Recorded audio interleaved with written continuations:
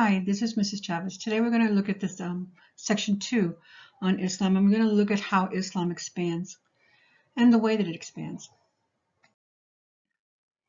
So when Muhammad died in 632, the community faced a crisis. Muslims were inspired by the message of Allah, and they believed that they had a duty to carry his word to the rest of the world. However, they lacked a very clear way to choose a leader, and eventually the issue of leadership divides the Muslim world in half. Abu Bakr and the next three elected caliphs were called the rightly guided caliphs. That was Bakr, Umar, Uthman, and Ali. They all had known Muhammad. They were friends with Muhammad. They were alive when he was alive. So they used the Quran and Muhammad's actions as a guide to leadership. And for this, like I said, they're known as the rightly guided caliphs. Their rule was called the caliphate. And Bakr had promised the Muslim community he would uphold what Muhammad stood for. Shortly after the Prophet's death, some tribes on the Arabian Peninsula abandoned Islam, and others refused to pay taxes, and a few individuals even declared themselves prophets themselves. And so, for the sake of Islam, Abu Bakr invoked a jihad. The word jihad means like striving and can mean like the inner struggle against evil. However, the word is also used in the Quran to mean an armed struggle against unbelievers. And for the next 2 years, Abu Bakr applied this meaning of jihad to encourage and justify the expansion of Islam by force. When Abu Bakr died in 634, the Muslim state controlled all of Arabia. Under Umar, the second caliph, Muslim armies conquered all of Syria and Lower Egypt, which were part of the Byzantine Empire, and they also took parts of the Sassanid Empire also. So the next two caliphs, Uthman and Ali, continued to expand Muslim territory, and by 750 the Muslim empire stretched 6,000 miles from the Atlantic Ocean to the Indus River. So there were several reasons for their success, and the four rightly guided caliphs made great progress in their quest to spread Islam. Before his death, Muhammad had expressed a desire to spread the faith to the people of the north. So Muslims of the day saw their victories as a sign of Allah's support and drew energy and inspiration from their faith. They fought to defend Islam and were willing to struggle to extend its word. The Muslim armies were well disciplined and they were expertly commanded. However, the success of the armies was also due to the weakness in the two empires north of Arabia. The Byzantine and the Sassanid empires had been in conflict with each other for a long period of time and were exhausted militarily. Another reason for Muslim success was the persecution suffered by people under the Byzantine or the Sassanid rule, because they were not tolerant.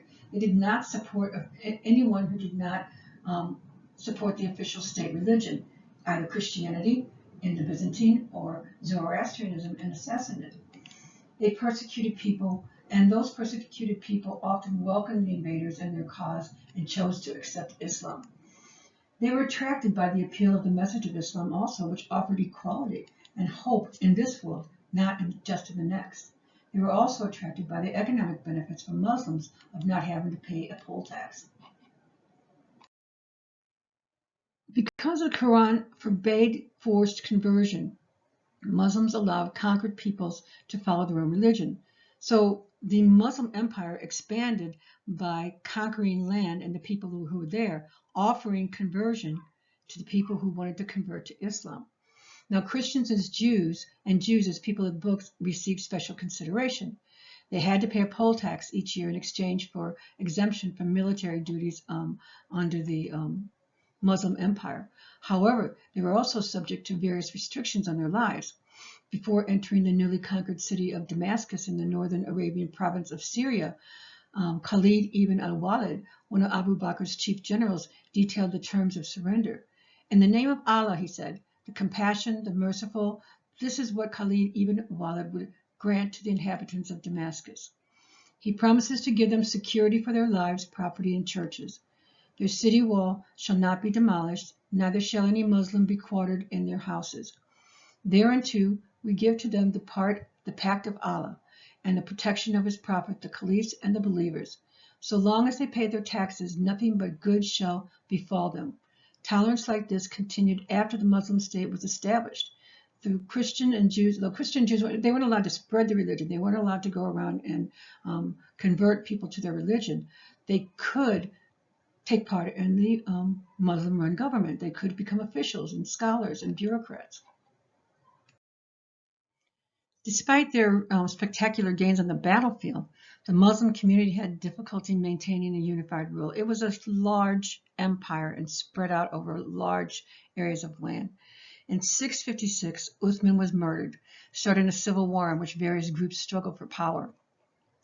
Ali, as Muhammad's cousin and son-in-law, was the most natural choice as a successor to Uthman. However, his right to rule was challenged by Muawiyah, governor of Syria. Then in 661, Ali too was assassinated. The elective system of choosing a caliph died with him. A family known as the Umayyads then came to power. Now the Umayyads moved the Muslim capital to Damascus. This location away from Mecca made controlling conquered territories easier. However, the Arab Muslims felt it was too far away from their lands. In addition, the Umayyads abandoned the simple life of previous caliphs and began to surround themselves with wealth and ceremonies similar to that of non-Muslim rulers. These actions, along with the leadership issue, gave rise to a fundamental division in the Muslim community. So in the interest of peace, the majority of Muslims accepted the Umayyads' rule. However, a minority continued to resist. Now this group developed an alternate view of the office of caliph. In this view, the caliph needed to be a descendant of the Prophet. And this group was called the Shia, meaning Party of Ali.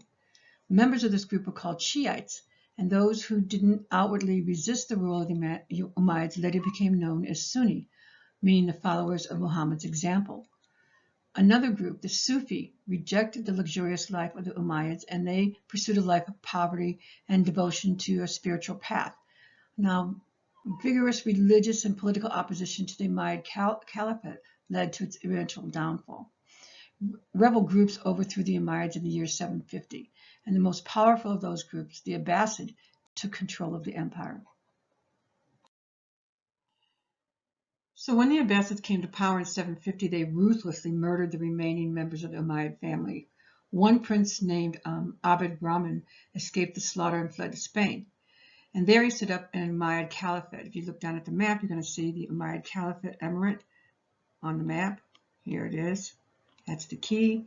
And this is his caliphate right there. Okay. And Spain had already been conquered and settled by the Muslims from North Africa, who were known actually as the Berbers. So the Berbers' armies advanced north to within 200 miles of Paris before being halted at the Battle of Tours in 732. Then they settled in southern Spain, where they helped form an extraordinary Muslim state called Al-Andalus.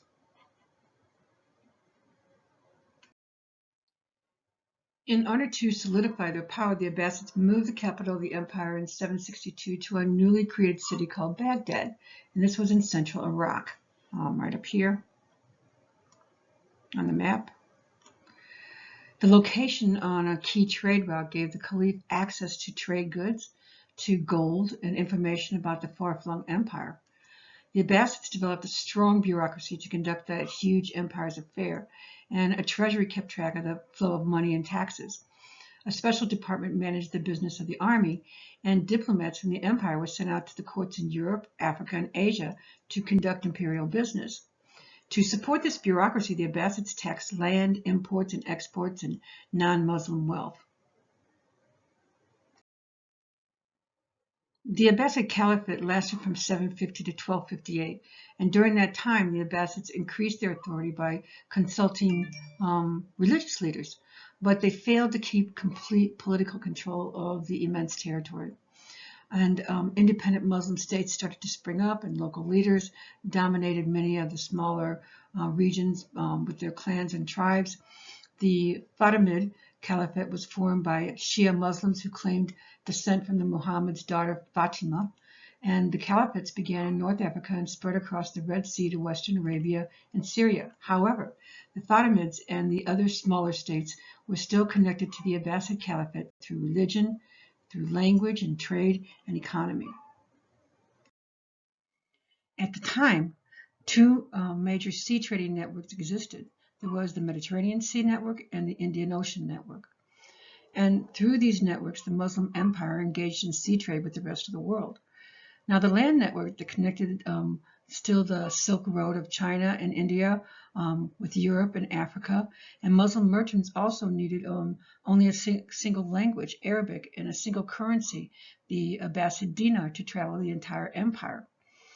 So to encourage the flow of trade, Muslim money changers set up banks in cities throughout the empire. Banks offered these things called letters of credit, they're called sacks, to merchants. A merchant with a sack from a bank in Baghdad could exchange it for cash at a bank in any other city in the empire. In Europe, sack was pronounced check. Thus, using checks dates all the way back to the Muslim Empire. At the end of the Muslim Empire was the city of Cordoba in Al-Andalus in Spain. In the 10th century, this city had a population of 200,000. In contrast to Paris in the north, it only had 38,000 people. The city attracted poets and philosophers and scientists. Many non-Muslims adopted Muslim customs, and Cordoba became a dazzling center of Muslim culture. In Cordoba, Damascus, Cairo, and Baghdad, a cultural blending of people fueled periods of immense achievement in the arts and the sciences.